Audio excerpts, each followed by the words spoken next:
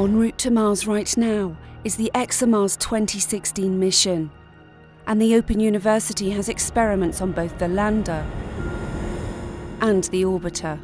This is a real exciting time in Mars exploration, I think. We think we may have seen signs of life on Mars. So we're sending a dedicated instrument there to measure methane in unprecedented detail. And we actually have a very poor understanding of the chemistry of the Martian atmosphere at the moment, so we really need to measure the gases that are there. If all goes well, Schiaparelli, the lander, will touch down on October the 19th, Europe and Russia's first time on the Red Planet. But the very thin atmosphere will make for a challenging descent. Schiaparelli is a Pathfinder mission in that sense to demonstrate the technology works and to learn more about how to land on Mars. My role is twofold in Schiaparelli. It's to predict the conditions it's likely to encounter as it flies through the atmosphere, and afterwards to analyse how much it has slowed down and see if we can learn something about the structure of the atmosphere from that. There's two main instruments on the lander. One measures the entry profile as the lander goes through the atmosphere. My role on that is looking at the impact trace of the landing itself, so we can see when it landed, and we can see the kind of material it landed in by the force that goes through the lander when it lands. And then the other role is on the MET package. So there's a meteorology package, essentially a small weather station that we're sending to the surface. So it will last for a couple of days, maybe longer. Depends how long the batteries last.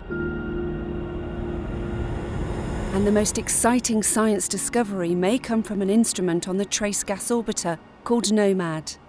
So at the Open University, we have built one of the three spectrometers that is inside NOMAD. It's called UVIS, and it's a spectrometer that looks at visible and ultraviolet light. So the kind of light that we get on Earth, the kind of light we see with our eyes. By looking at the sunlight, you can figure out the gases that are present in the atmosphere. The key thing we're looking for is obviously methane. The orbiter in a few years' time will gradually build up a picture that might give us hints that there could be signs of life on Mars. It will confirm whether methane is really in the atmosphere.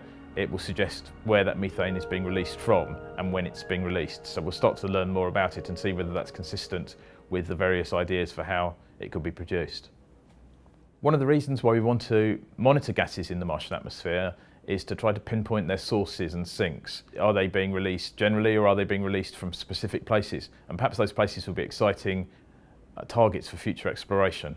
The idea of building something, putting it on a rocket, sending it to Mars and getting data back from it, looking at things that no one else has looked for, it's immensely exciting, and it's the reason I do what I do. It's not a job, it's a real passion.